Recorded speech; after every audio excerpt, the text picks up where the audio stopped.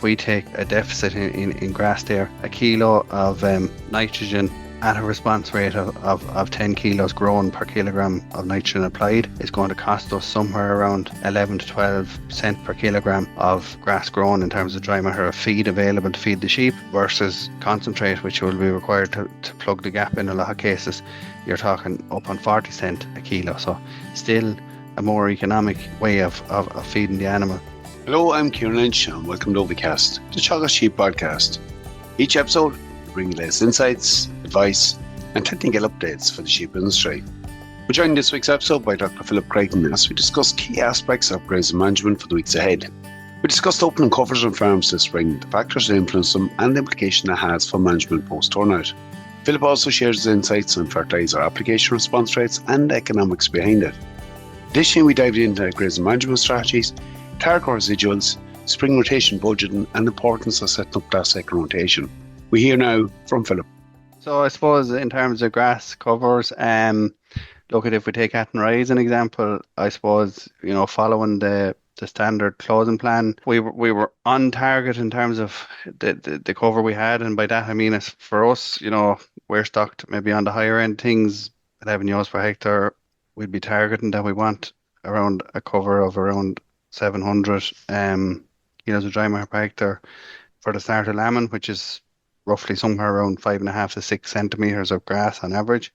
But I suppose what happened, after the storm there in January, there was a fair bit of damage in terms of the wind that came across fields there, particularly the heavier covers. It would have, set them back a little bit, and I suppose we did see that in the run up to lambing. Now our cover is actually behind target, and we actually lost some cover, which has left us a little bit tight for grass. Now, thankfully, that was during that period, end of January after the storm, and then we got that kind of cold snap in February, early February then after that, which had an effect on soil temperatures as well and growth. So essentially, I suppose, overwinter growth or building of cover over winter has been quite limited. And we've seen that if we go into the wider, if we look at the Better Farm program, the farmers measuring grass in the Better Farm program and looking at their closing and opening covers, and we're also seeing a similar trend where, kind of what was there at closing,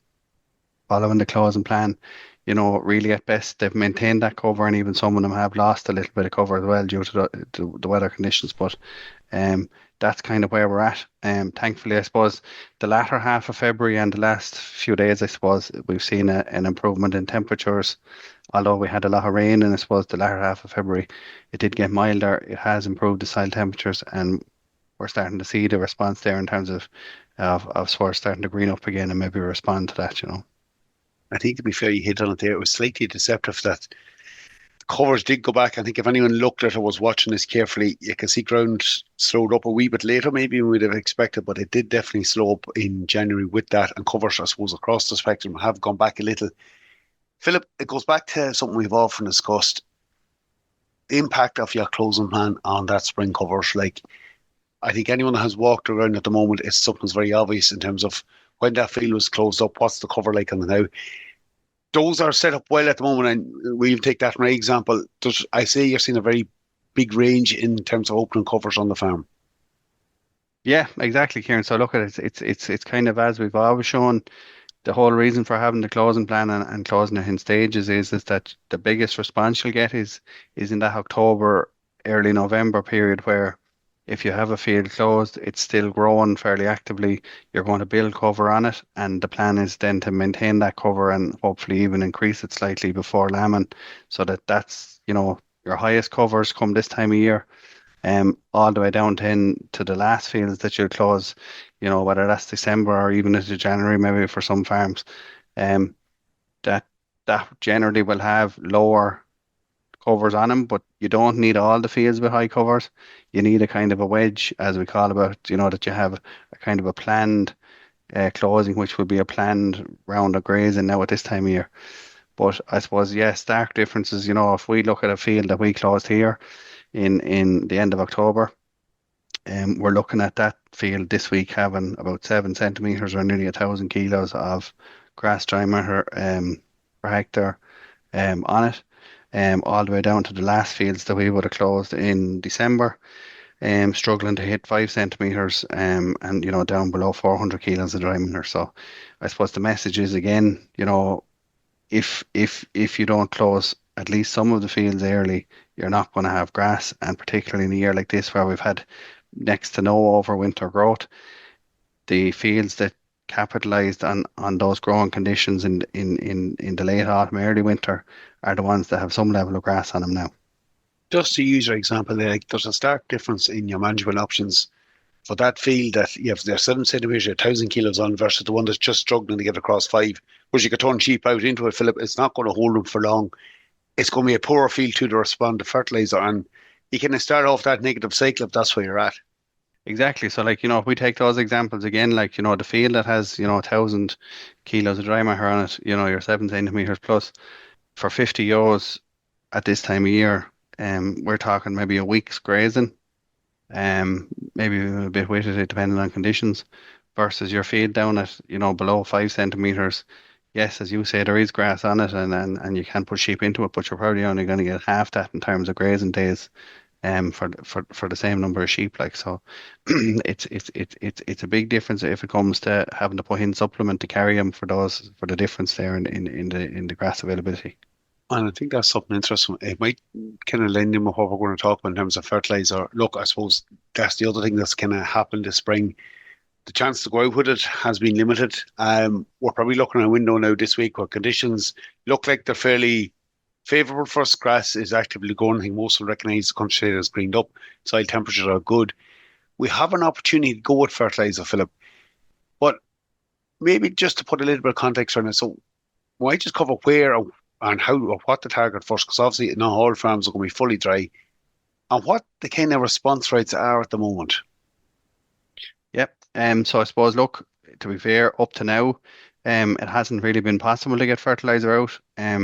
Only today really, we've got the first of the fertilizer out in Athenry, and this is a dry farm. So look, there's going to be plenty of farms, people that are listening that are going to say, well, I can't spread fertilizer yet, and that's absolutely true. Heavier ground, will require that bit longer to dry out. But I suppose, but even within that, what I would say is that it's important to look at each farm individually, and there may even be parts of farms that will dry out, and are more suitable fields even to respond to applied fertilizer. And by that I mean, if it's a drier part of the farm, if it has more productive grasses in it, so higher perennial ryegrass swards, it has good soil fertility, background fertility, that there'll be no limitations there. As you said yourself, soil temperature is a big one. So up to now, our main limitations have been soil temperature and trafficability. So the high rainfall levels we had in February obviously meant that most soils were waterlogged, and we couldn't travel, and we shouldn't be spreading fertilizer in those circumstances. And I suppose in early February the issue was soil temperature. So in early February we had mixed weather but drier weather, but the soil temperatures were back down below 6. Here, we were averaging about 5 degrees. Then we got into the latter half of February and it got milder. Soil temperatures came up to 7 over 7, but it was wetter, so that was also unsuitable for spreading. So I suppose what has transpired now is, I suppose, that it has stayed mild, relatively mild. It has stopped raining, so in a lot of cases there will be ground becoming suitable now at this stage, and it's about identifying the ones then that will respond best. So as I say, higher perennial ryegrass, better soil fertility background, that will actually give a response to the fertilizer applied. I suppose, look, in terms of response, those types of fields this time of year, we're probably talking of a response rate of around 10 kilos of grass dry matter grown per kilogram of nitrogen applied. And if we want to talk about, cost wise relative to if we're in a situation there where we're talking about maybe covers are a little bit lower than we'd like or whatever, if we take a deficit in grass there, a kilo of nitrogen at a response rate of 10 kilos grown per kilogram of nitrogen applied is going to cost us somewhere around 11 to 12 cent per kilogram of grass grown in terms of dry matter of feed available to feed the sheep, um, versus concentrate, which will be required to plug the gap in a lot of cases. You're talking up on 40 cent a kilo. So still a more economic way of feeding the animal. Or the other way of looking at it, I suppose, is if we have fertilizer out to grow the fields that will respond best, and we have to put some supplement in, we can maybe reduce the amount of supplement and get the advantage of the fertilizer applied on the fields that we can spread on. I think that's a very important point. We took your early example, the 5 centimetres or touching 5 field that wasn't closed up versus the one at 7. That's the additional cost of putting that feed there. And look, we can argue with the labour having the feed, and I suppose the easy thing to do sometimes is to go with the supplement. But the other important thing is for that person that maybe is a bit behind, if they don't go with that fertiliser, they're going to rapidly end up in that negative cycle where they're going to be tight for grass right the way through March when ewes are hitting peak milk yield into early April and not provide it. So there is probably a reluctance, Philip, in certain cases, saying, no, I'm not going to get enough bang for me buck with fertiliser at the moment, or it's easier to just feed them on the field. But if you don't put that fertiliser out, you're not going to actually produce enough to have grass there in 3 weeks' time or that second rotation coming back either. Yeah, exactly, Kieran. I suppose, look, the old saying is grass grows grass, and I suppose if we go out and we're covers are behind where we'd like them to be or whatever, and we strip the whole farm of all the grass that's available, it's going to take twice as long for it to recover. So what we'd be saying is maybe, target the plan in terms of if there's swards there that we think will respond and, to have a reasonable cover of grass that will continue to grow on, maybe they should get fertilizer as conditions improve and as it's appropriate. For fields where there's very little cover of grass, then, we should really be letting them, develop some bit of a cover as conditions improve, day length increases, temperature increases. Maybe they're suitable for, an application of slurry or farm manure or something. Usually they're the poorer performing fields. Maybe there is some sort of soil fertility issue in the background as well, so they'd be benefiting from that. But the whole idea is again that even for farms that feel that maybe they're okay for grass, there may be merit to putting in some supplement now early on to maybe stretch out what grass is available, so that we don't end up chasing our tails, as you say, in terms of we could be okay at the moment, but when we get to the end of March and early April, those 2 or 3 weeks, late March into mid-April, are usually a very hungry period on sheep farms, because we've a very rapid increase in the amount of grass we need with ewes, trying to produce a lot of milk, etc., before growth rates really accelerate then as we get into late April and into May. It changes rapidly. Look, I just want to take the current scenario, right? We're possibly on a lot of farms are a bit later going fertiliser. Look, might be any harm on certain cases, just given the way we were. Where the opportunities are arisen this week, some will say, look, I feel there with good coverage. I might skip over them when I'm spreading. So you've the two scenarios. One, I suppose, target where you can target where suitable, but on drier farms where maybe they can go and cover the farm, would they avoid them heavier covers, Philip? There's no good rationale for doing that. And what impact might that have on the second rotation? Yeah, so it's an important point, Kieran, and I suppose look at maybe, if we were talking maybe a month ago and there was heavier covers there and you'd say, we're going to get them grazed in the next couple of weeks, maybe that's one argument. But really, we're in the first week of March now. The fertilizer we're spreading now is not going to have a huge impact in the immediate term, but it is going to have an impact in terms of the regrowths as we graze the farm, to provide us with that feed that we're going to need when we reach into peak intakes and peak lactation for the ewes, in 4 or 5 weeks' time for a lot of flocks, the mid-season flocks. So it's getting that nutrients into the plant. It will boost available grass over the next couple of weeks, yes. But the biggest effect it's going to have is that it's going to accelerate the regrowths to fill that gap that we talked about in terms of a month's time, really, and that will set us up then right for subsequent rotations, and even for planning for winter feed production for next year. Even we're still feeding at the moment, but we have to be planning for next year already. Also based on the carryover effect these decisions have. Look, we talked there a little bit around that pinch point that we see in late April or late March, early April. Maybe just put a bit of a figure there or target for some people. So for those lambing in early March, what proportion of the grazing ground are we looking at having grazed maybe by the start of April, mid-April, kind of that next 4 to 6 weeks ahead of us? How far is too far ahead? Where should we be, Philip? Again, so I suppose that's a good way of, for people who maybe aren't measuring grass or whatever, it's a good way of benchmarking, am I getting through the farm too fast or whatever? And I suppose, yeah, it's basically a reverse of the closing plan. So the closing plan is set up really that if you take your typical March lamb and flock, it's set up that we have grass available from early March all the way to mid-April. So I suppose where you have your 20% closed in mid-October, it really should be the grass that we're starting to graze this week now as we start lambing or next week or whatever. Um, it's the same then, for your first fields, really you're looking at you're kind of have enough grass to get you maybe into the second week of March. Your next field is getting you into maybe later into March, and then you're kind of moving into lower covers of grass, but because conditions are improving, you move through the maybe field three, four, five, if we're talking about a rotational grazing system of about, Mm.